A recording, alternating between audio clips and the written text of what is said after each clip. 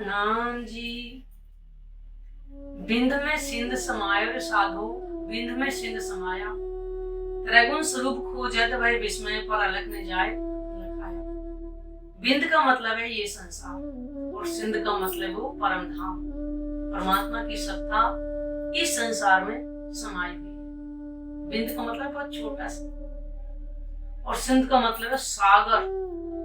ये 14 लोक का ब्रह्मांड जो है बिंदु रूप कह के वर्णन किया है। उस अनंत परम धाम की, उस परमात्मा की सत्ता इस संसार में समाई हुई है। त्रैगुण यानी ब्रह्मा विष्णु महेश खोजते खोजते थक गए, लेकिन किसी को पार नहीं पाया। यानी कि उस परमात्मा का साक्षात्कार यानी कि उनका दर्शन नहीं कर पाए। मन चित्त बुद्धि तथा इंद्रियों से परे होने के कारण कोई भी परमात्मा का पार नहीं पा सका इस संसार में। तभी तो कहते हैं कि परमात्मा निराकार निराकार, क्योंकि निराकार के पार किसी का ध्यान गया ही नहीं, इसलिए परमात्मा की पहचान किसी को नहीं हुई। लेकिन अब ये जो ब्रह्म ज्ञान आया है, परमात्मा की पहचान, आत्माओं की पहचान, परम धाम के जरे जरे की पहचान इस संसार में आई हुई। तो कह रहे हैं बिंद में सिंध समाये साधो, इस बिंद में सिंध समाये कि संसार में परम धाम की पूरी और परमात्मा की पूर्ण पहचान इस संसार में आई हुई।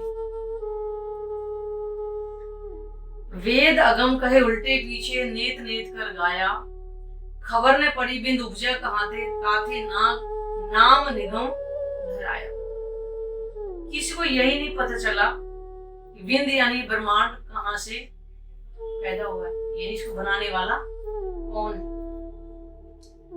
और पहले ही बताया था कि परमात्मा की सत्ता का स्वरूप जो अक्षर ब्रह्म, ऐसे ब्रह्मांड को बनाने और मिटाने का काम करते हैं, लेकिन किसी को आज तक पता ही नहीं। जबकि हमारे ही ग्रंथों के अंदर सारी पहचान लिखी हुई है। जो भागवत में लिखी ना 4 तरह के परलय का, तो फिर महाप्रलय के वाले कहाँ जाएंगे? यानी कि वो परमात्मा जो अखंड है, अविनाशी है, जहां रहता है वो हर चीज अखंड है वहां की, और ये संसार हमेशा मिटने वाला है। लेकिन इसको बनाने वाला कौन है, इसकी आज तक हम पहचान नहीं कर पाए। लेकिन जो परमात्मा है वो अखंड है, विनाशी है और निराकार मंडल में नहीं है। तो इससे पहले भी कई बार बताया है कि इस 14 लोगों जो ब्रह्मांड महाप्रलय में ले जाना है, परमात्मा अखंड है, विनाशी है, वो इससे परे अखंड परम धाम में विराजमान है। तो आज हमें कैसे पता, आज ब्रह्म ज्ञान से तो पहचान कि इस परमात्मा की यहाँ पे सत्ता है। सत्ता का मतलब शक्ति संसार में। असत मंडल में सबको ही भूला, पर अखंड किने ने बताया, नींद का खेल खेला तो सब नींद में, जाग के किने ने दिखाया। इस मिटने वाले संसार में सभी भूले हुए हैं। जो अक्षर की 5 वासनाएं आपको पहले बताया था, अक्षर की 5 वासनाएं कौन कौन है? विष्णु भगवान, शंकर जी और ब्रह्मा जी के मानसिक पुरुष, जिनको संकादिक भी बोलते हैं, सुखदेव मुनि और कबीर जी। इन 5 वासनाओं को पता है कि परमात्मा हमसे भी, और इन 5 वासनाओं को छोड़कर किसी को भी अखंड धाम की पहचान नहीं है। और ये सारा जो जगत है अज्ञान, मोह, नींद, अज्ञानता से ही भरा हुआ। और सभी ऋषि मुनिगण पैगंबर परमात्मा को इसी निराकार मंडल में ही ढूंढ रहे हैं, लेकिन आज तक जागृत होकर के किसी ने परमात्मा के बारे में नहीं बताया। तो कह रहे हैं कि नींद का खेल खेला सब नींद में, जाग के किने ने दिखाया। यानी कि इस परमात्मा की पहचान कर किसी ने बताया कि परमात्मा कहाँ है, कैसा है, आज तक किसी ने। लेकिन इस कलयुग में देखो ना, ब्रह्म ज्ञान आया और परमात्मा की पहचान भी आई है। परमात्मा के स्वरूप की, इनके धाम की, इनकी लीलाओं की पूर्ण पहचान इस संसार में बैठ करके हमें आज मिल रही।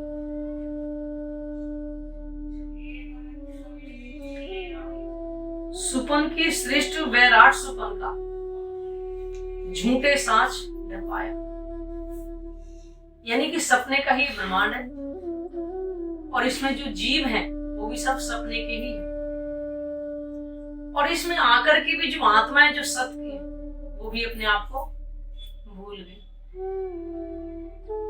यानी कि वो भी इस संसार में आकर के भूल की मैं कौन हूं, कहां से आई और मुझे कहां जाना। सपने के ब्रह्मांड में आकर यहाँ जो सब कुछ है वो परिवर्तनशील है, हर चीज बदलती रहती है। जैसे हम लगाएं कि कभी बच्चे होते हैं, कभी बूढ़े होते हैं, फिर एक दिन मृत्यु को प्राप्त हो जाते हैं, यानी परिवर्तनशील है। लेकिन जो परम धाम है वो एक रस, वहां कोई चीज घटती और बढ़ती नहीं, वहां की हर चीज चेतन है।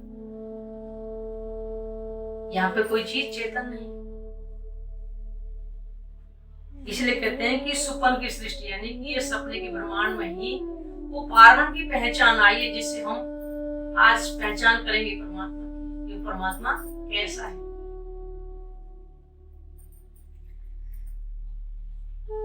और पुराण संहिता के अंदर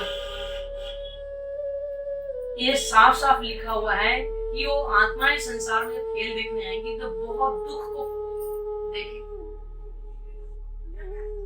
फिर परमात्मा उन्हें ज्ञान की गंगा में स्नान कराएंगे। मतलब क्या है कि ज्ञान से पहचान के, स्नान कोई शरीर से थोड़े कर सकते, इस ज्ञान से उन्हें पहचान कराएंगे। फिर आत्माओं को पहचान होगी कि हम आत्मा हैं। फिर परमात्मा परम धाम की चीजों की याद दिलाएंगे, क्योंकि इस ब्रह्म ज्ञान के बिना और किसी से पहचान हमें हो ही नहीं सकती। फिर उन्हें अपने असल घर की, अपने असल सुखों की याद आएगी, यहाँ बैठे बैठे ही संसार। सतगुरु मिले जब साचा, तब सिंध बिंद पर चावे, प्रगट प्रकाश करे पार ब्रह्म सो, तब बिंद अनेक उड़ावे। जब अखंड ज्ञान देने वाला सच्चा सतगुरु मिल जाए, गुरु के दो तरह के होते हैं, एक गुरु एक सतगुरु।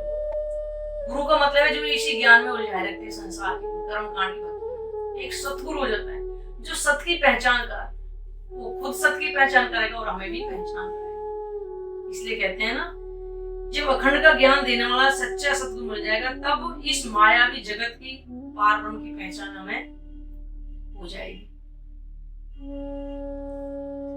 तब हृदय में पारम के ज्ञान का प्रकाश फैलेगा, तब आत्मिक दृष्टि निराकार को पार करके उस अखंड मंडल में पहुंचेगी।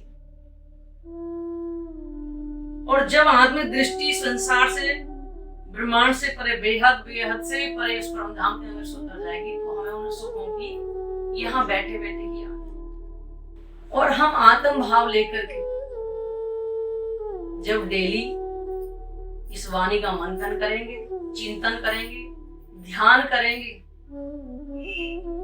तो हमारे जो जीव के जो विकार है वो स्वतः ही समाप्त होते चले जाएंगे। कोई और उपाय है ही नहीं। तो अभी देखिए पारब्रह्म की शक्ति इस ज्ञान में स्वरूप लेके संसार में आएगी।